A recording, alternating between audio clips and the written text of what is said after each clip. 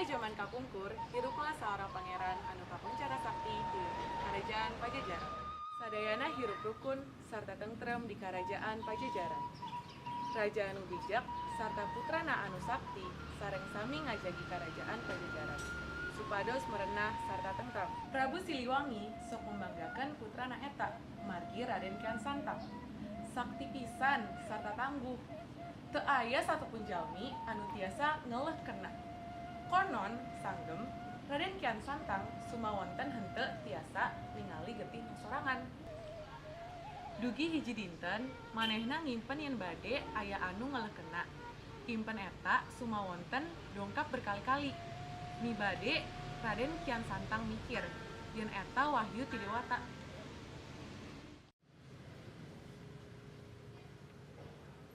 Ayahanda, izinkanlah abdi ngadep. Aya naon wae anak king? Naon aya gagu anjeun? Kedalkeun dina kuring.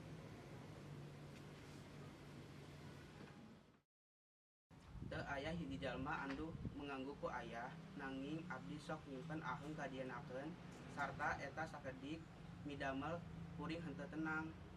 Impen naon anu midamel anjeun? Dugi kabingungan sapartos ieu. Sanes ayahanda kadienakeun abdi nyimpen yen aya lalaki anu ngomong yen aya jalmi anu senggem ngalahkeun kuring. Mustahil anak king, anjeun nyaeta jalmi nu sakti pisan, mustahil lawan aya tiasa ngalahkeun anjeun. Nya kawitna abdi oge asan, nanging abdi ngimpikeun lalaki eta berkali-kali. Mimitina abdi nginten ngan hiji impen dawon, jigana eta mangrupa arahan ti Dewata.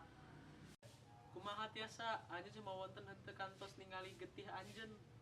Eta margi di kerajaan ieu ngan aya sakedik nu ngagaduhan elmu bertarung. Abdi sumawonten henteu terang aya naon dijabi ditu. Janten naon nu anjeun hoyong wahai anak king. Ulah berbelit-belit sampaikanlah naon hoyong anjeun. Abdi hoyong ngabuktuskeunna, izinkanlah abdi pilari jalmi di jero impen kuring. Kumaha anjeun hoyong pilari? Anjeun cuma wonten henteu terang saha jalmi eta. Anjeun teu terang lalaki eta aya di manten. Di jero impen kuring lalaki eta nyarios yen jalmi anu tiasa ngalehkeun kuring aya di pentas lautan. Manehna nyarios yen abdi kedah menyebrangi lautan dugi, patepang kalawan lapangan angan di sanalah manehna aya. Anjeun yakin eta sanes tempat anu caket abdi ngan rumaos rempan ka anjeun. Abdi rumaos sanggem ayah, abdi atos sawawa. Menta izinkan abdi ayah, abdi ngan peryogi widi ayah kanggo mios.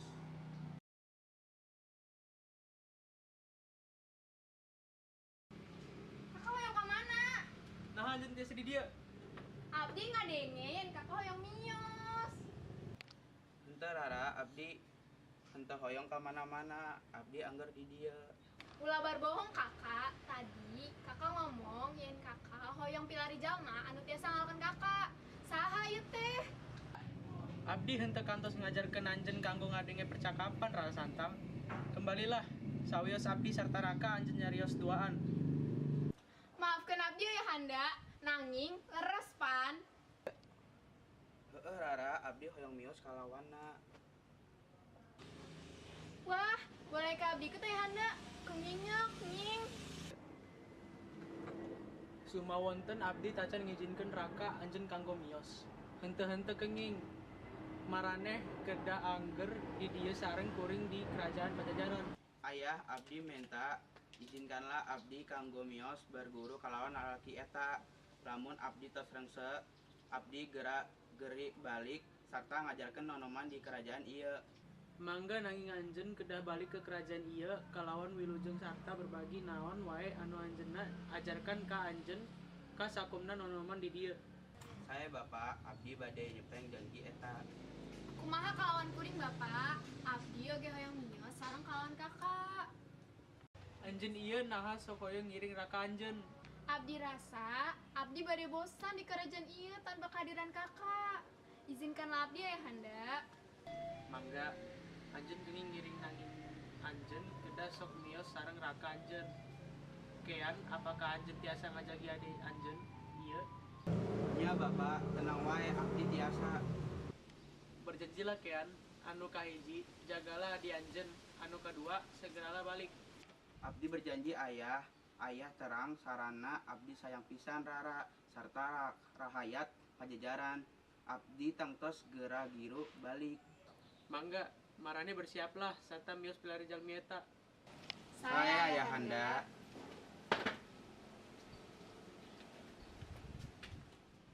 Maranehanana oge bersiap kanggo ninggalkeun pajajaran demi pilari lalaki anu sanggem tiasa ngeleken Kian Santang. Maranehanana nyiapkeun perbekalan margi lalampahan cakep tebih. Akhirna maranehanana duaan mios kalawan hiji parahu. Sadaya rahayat pajajaran ngalaan Kian Santang sarta Rara Santang. Kalawan rasa bingah sakaligus hariwang. Sanggeus sabaraha lami maranehanana dugi ke tanah sejen anu anggar sarta tuus. Kian Santang jeung Rara Santang ngelabuhkeun parahu maranehanana di basisir anu kaayaan tuus pisan. Sumawonten carang pisan pepelakan tiasa kapanggih di tanah eta.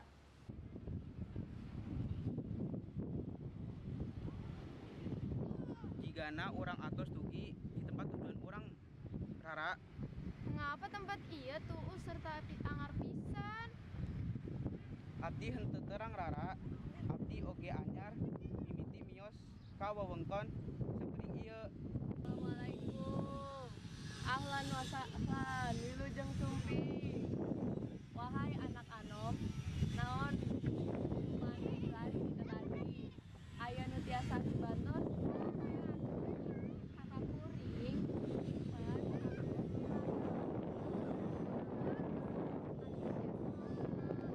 Apakah aku tahu salah kita? Ngan wae abdi gegeremet aki. anjeun hebat pisan na.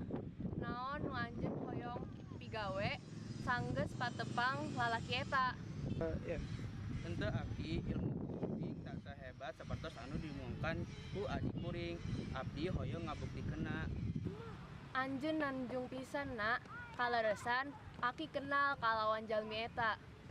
Wah, dapatkah Aki ngabantuan urang kanggo patepang kalawan jalmi eta?